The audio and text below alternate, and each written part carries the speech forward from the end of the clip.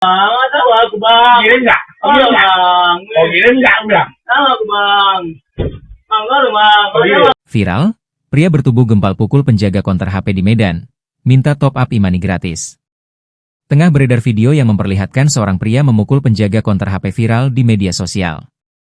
Hal itu terjadi lantaran sang penjaga konter HP tak mengabulkan permintaan pria berbadan gempal tersebut untuk top up e-money secara gratis.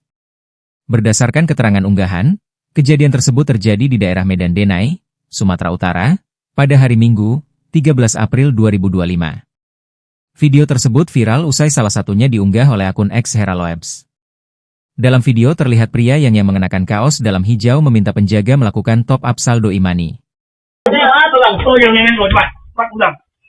Pak, aku kan nungguin dah, cepat ulang. Kenapa bang tadi katanya? Kenapa? Ada semua lagi.